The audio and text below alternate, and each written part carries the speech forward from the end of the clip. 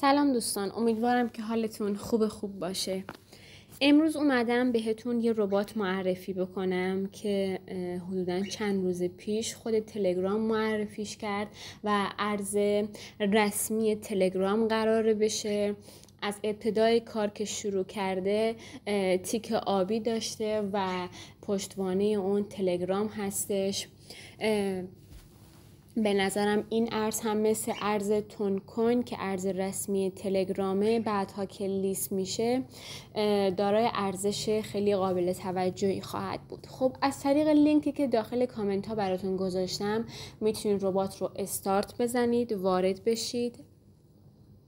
حتما این رو به خاطر داشته باشید اگر ربات برای شما ورود رو انجام نمیده حتما برای خودتون یه آیدی تلگرام بسازید یا اگه دارید که مشکلی نداره. خب دوستان، این ارز که به شکل ربات الان اومده و داره فعالیت میکنه به این شکل هستش که در ابتدای کار به اندازه اون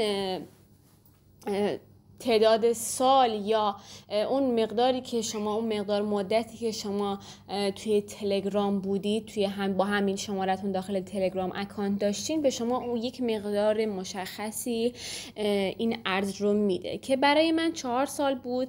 و این رو هم توجه داشته باشین که اگر قبلا تلگرامتون رو دلت اکانت کرده باشید از اون تاریخ به این بر حساب میکنه. خب ببینید، من الان با 4 سال که داخل تلگرام با این شمارم فعالیت داشتم، این مقدار حدوداً 3000 از این ارز که اسمش داگز هستش رو به من داد. شما کارهای دیگه‌ای که میتونید بیاین و انجام بدین و این ارز رو افزایش بدین اینه که بیاین زیر مجموعه گیری کنید، چون هیچ راه دیگه‌ای نداره که شما این ارزهاتون رو بتونین افزایش بدین. شما با دعوت کردن دوستاتون و کپی کردن لینک رفرال خودتون میتونین بیاین و دوستاتون رو بیارید و به ازای هر دوستم فکر میکنم 150-60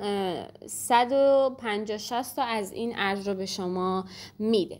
زمان دقیق لیست شدنش ازن هیچ اطلاعی نداریم.